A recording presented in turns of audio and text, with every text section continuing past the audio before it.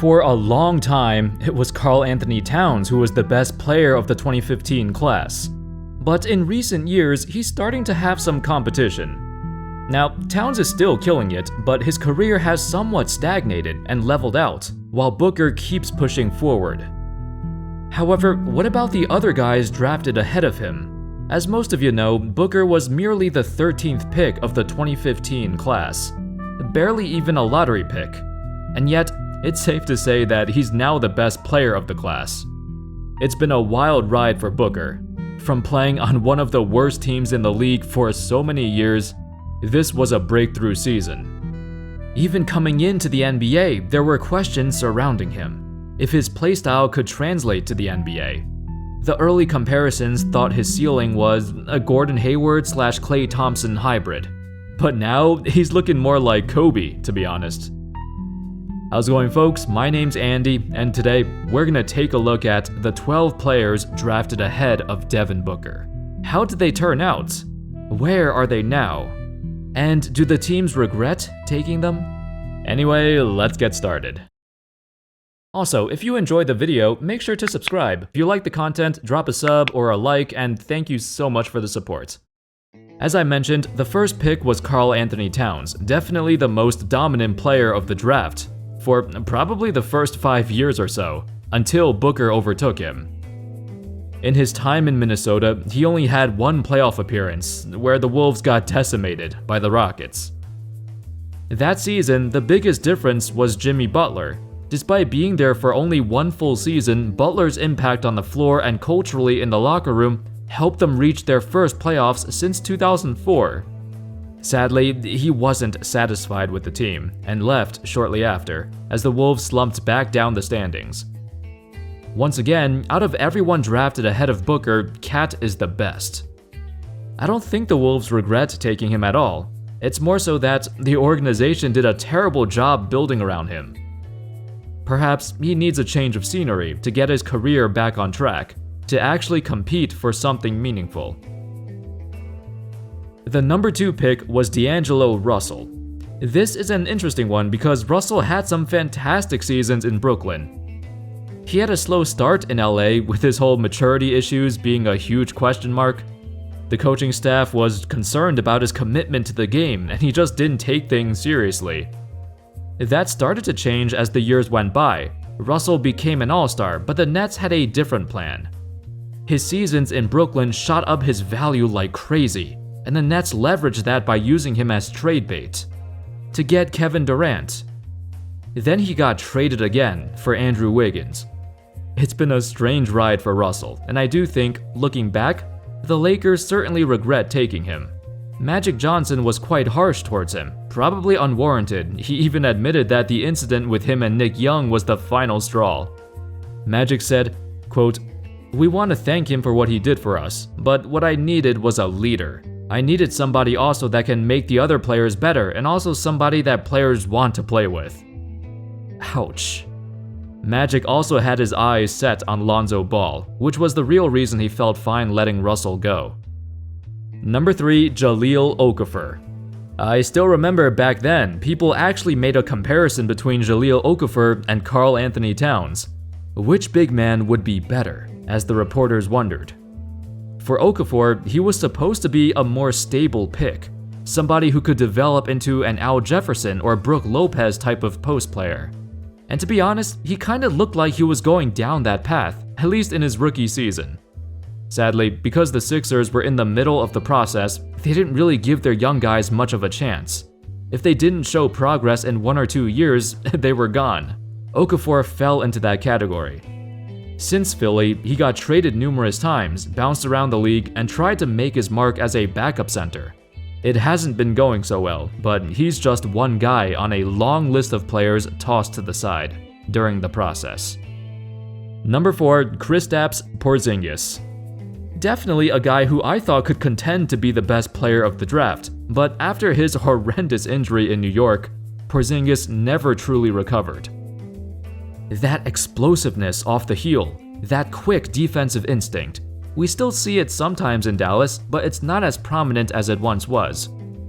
It also doesn't help that he arrived in Dallas with the expectation of being a 1-2 punch alongside Luka.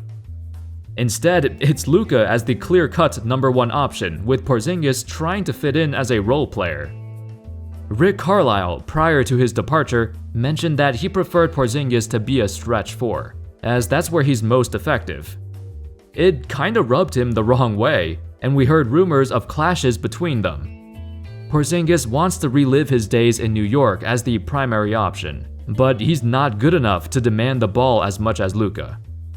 He was always seen as a drama queen, missing meetings with Phil Jackson. He had some run-ins with Mark Cuban as well. Even if he had some good years, I think the Knicks definitely regret drafting him. Well, I don't know actually, maybe they don't regret drafting him, but they do regret how they developed him, and how that whole situation went down. The 5th pick, Mario Hezonja. The Orlando Magic were in no man's land and needed somebody to change the future of the franchise. Funny enough, they're still in that position. But back then, there was real hope that the young Croatian could be the face of the franchise. It was still a risky pick, but a risk they wanted to take. Hezonja never panned out, and now he's back in Europe. Not sure if he'll ever return to the NBA, but it was definitely a disappointing career. The 6th pick was Willie Cauley-Stein, another guy who had a strong start to his career, but maybe he joined the wrong team at the wrong time.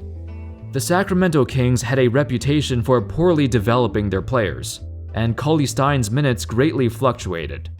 By the 2019 offseason, the Kings had a decision to make: to re-sign him or not. They chose not to. They let him walk. But since then, his career continued to plunge. I can't really fault the Kings for taking him, as he was definitely seen as one of the more surefire prospects. As an older 3-year college player, he was expected to be consistent. And he has been, sort of, but his ceiling is very low. The 7th pick, Emmanuel Mudiay. Similar to Brandon Jennings, he was once known for having the most unique journey from high school to the pros. Instead of going to college, Mudiay opted to play professionally in China to earn some money instead.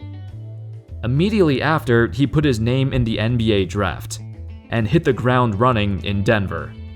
Initially as a replacement for Ty Lawson, Mudiay got a lot of minutes early on. Unfortunately, over the years, Denver drafted and traded for a plethora of guards. They preferred Jamal Murray and Gary Harris instead. They proved to be a lot better than Mudiay. His shooting was a major hindrance on a team that was looking to build around Nikola Jokic. You can't have a point guard who can't shoot. The 8th pick, Stanley Johnson. I recently made a whole video about Stanley Johnson and how draft experts thought he'd be the next Kawhi Leonard. That has not turned out, and his offense never came together. If you want to know more in detail on why he failed, check out my other video on him. I'll put a link in the description. The 9th pick, Frank Kaminsky. His time in Charlotte was quite forgettable. The entire team was, honestly. It was during that time when Michael Jordan had a bit too much control over the Hornets' decisions, and many of them were bad decisions. Skill-wise, Kaminsky's pretty good, a great 3-point shooter for a center, but he's pitiful down in the block. That was his biggest downfall. He was soft and preferred to avoid physicality. He's still good as a backup center, but nothing more than that. The 10th pick, Justise Winslow. We were all super excited about Winslow when he first entered the NBA. However, he was mostly deemed a late first-rounder prior to the draft. It wasn't until his NCAA tournament run where his draft stock skyrocketed.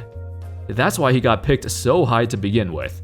But the issue is, players get overvalued all the time when they have a surprising tournament run. Winslow was one of those guys. His skill and talent did not reflect his draft position. There were times in Miami where he did look very good, especially his defense and playmaking, but injuries have absolutely crushed him. Winslow suffered a major shoulder injury, wrist problems, and a hip injury in Memphis. All of this stuff hindered his progress, and I'm not sure he'll ever live up to his expectations. The 11th pick, Myles Turner. I think he's a solid pick. At the time, the Pacers needed a big man, especially a defensive-minded guy who can space the floor, and help out Paul George. He was also a 5-star recruit, ranked as the second best player in the nation by the time he graduated high school. So to get drafted 11th, that's actually reasonable. As of now, he's still a valuable contributor on the Pacers, one of just a few players from this class who stayed on the team that drafted him. The 12th pick, right before Devin Booker, Trey Lyles. Another solid big man, bounced around a few teams and his minutes decreased over the years. But when he does play, he contributes. Now, being picked right before Booker, I'm sure the Jazz have some regrets. They missed out on a potential Booker-Mitchell backcourt. Regardless, they still became an incredible team though, so it's alright, it worked out. And those were the 12 players drafted ahead of Booker. At the time of the draft, nobody really thought Booker was a top-tier prospect. He was good, he was good in high school, but in college, he wasn't even a starter at Kentucky. He played behind Andrew and Aaron Harrison, and had limited minutes to show off his talents. Essentially, there was a huge question mark floating above his head. Was he destined for greatness? Or was he just another overhyped shooting guard? I guess the answer to that is pretty obvious right now. He's definitely one of the best shooting guards we've seen in a long time. Thank you all so much for watching, and of course, as always, I'll see you next time. Peace.